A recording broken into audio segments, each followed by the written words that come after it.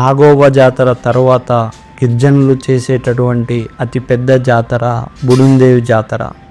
దాని వివరాలు, చరిత్ర వాళ్ళ మాటల్లోనే మనం విందాం. అందరికీ రామ్ రామ్.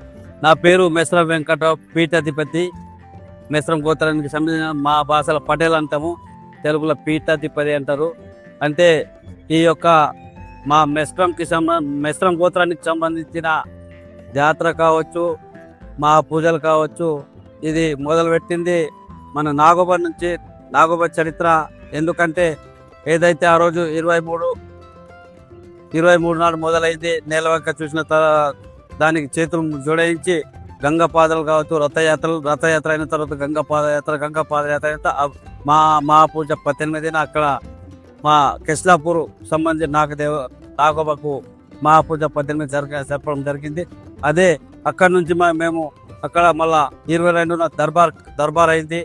దాని తర్వాత పెర్సాపెన్ పూజ, బేతాల్ పూజ అనే కార్యక్రమం చేసిన తర్వాత నిన్న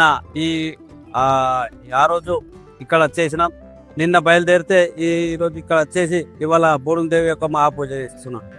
నాగదేవతకు అక్కడ నెయ్యి, పెసరు, పాలు, పెరుగు, శనగపప్పు, పెసరపప్పు, ఇవి మళ్ళీ ఇక కొన్ని ఫ్రూట్స్ ఉంటాయి, అరటి పండ్లు కావచ్చు. అలా ఆ పద్ధతితో అక్కడ మహాపూజ చేస్తాము.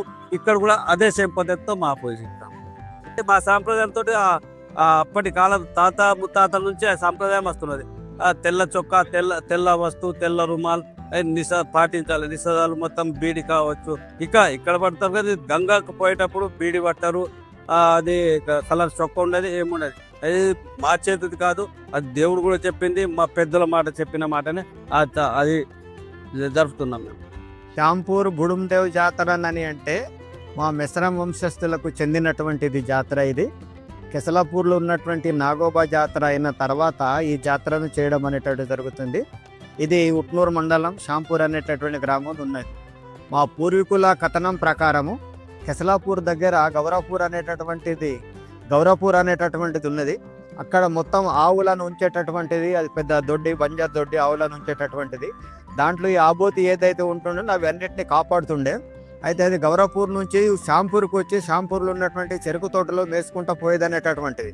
సో ఆ ఆవులను చూసుకుంటూ అక్కడ నుంచి ఇక్కడ వచ్చి రాత్రిపూట వచ్చి పొద్దుగల వెళ్ళేసరికి మళ్ళీ అక్కడ గౌరవపూర్లో ఉండేటటువంటిది. అయితే అక్కడ చెరుకు తోటలో కాపాలు ఉండేటటువంటి ఆయన ఒకరోజు తుపాకీ పట్టి దీన్ని కాల్చడం అనేటటువంటి జరిగింది మా కథల ప్రకారం. అది ఇప్పుడైతే షాంపూర్ ఏదైతే ఉన్నదో అది దాటినాక షాపపూర్ అని ఉంటుంది. బ్రిడ్జ్ దాటిన తర్వాత ఉన్నది ఆపోతూ బండరాయిగా మారిన తర్వాత మా పడివరైనటువంటి ఆయన కళలో వెళ్ళి, నేను ఇక్కడ షాంపూర్లో ఉన్నాను, మీరు ప్రతి సంవత్సరం కెసలాపూర్ యొక్క పూజ అయిన తర్వాత 5 రోజులకు ఇక్కడ వచ్చి పూజ చేసి వెళ్ళాలనేటటువంటిది చెప్పడం జరిగింది.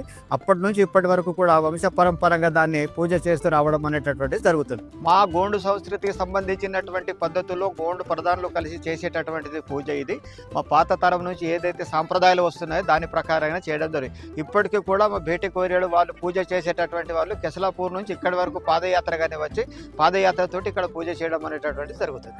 ఈ బుడుందేవ్ అనేటటువంటిది మా కెసలాపూర్ నాగోబాకు సంబంధించినటువంటిది కనుక ఇక్కడ ఉన్నటువంటి జాతరలో మేము పూజ పత్రి చేసిన తర్వాత దాదాపు ఇక్కడ 15 రోజుల జాతర అనేటటువంటి కూర్చోవడం జరుగుతుంది. ముందైతే అన్ని సామాన్లు ఇక్కడ పర్చేజ్ చేసేటటువంటి వాళ్ళు, మార్కెట్ చేసేటటువంటి వాళ్ళు కనుక ఇది 15 రోజులు జరిగేటటువంటి పెద్ద జాతర. ఆదివాసుల యొక్క జాతరలో కెసలాపూర్ జాతర తర్వాత ఇదే పెద్ద జాతర. మేము డ్రెస్సింగ్స్ అన్ని తెల్ల బట్టలు వేసుకుంటాం. ధోతి, తెల్ల షర్టు, తెల్ల పట్టుకనే చుట్టుకోవడం అనేటటువంటిది ఆచారంగా వస్తున్నది. మా సాంప్రదాయబద్ధమైనటువంటిది మా ఆహార పదార్థాలు కూడా ఉంటాయి. గారెలు, జొన్నగట్టక, అవే సాంప్రదాయ పద్ధతి ఉంటుంది. మా ఆడవాళ్ళు కూడా బేటింగ్ అయ్యేటటువంటి వాళ్ళు తెల్ల బట్టలు వేసుకొని వస్తారు. మా పూజ చేసే వాళ్ళు కూడా తెల్లటి డ్రెస్ని వేసుకొని రావడం అనేటువంటి జరుగుతుంది. మరొక మా ఇన్స్ట్రుమెంట్స్ కూడా డోలు ఉంటుంది, తుడుము ఉంటుంది, సన్నాయి ఉంటుంది, పేపర్ ఉంటుంది, కాలికోమ ఉంటుంది. ఇవన్నీ కలిసి మేము పూజ చేయడం అనేది జరుగుతుంది.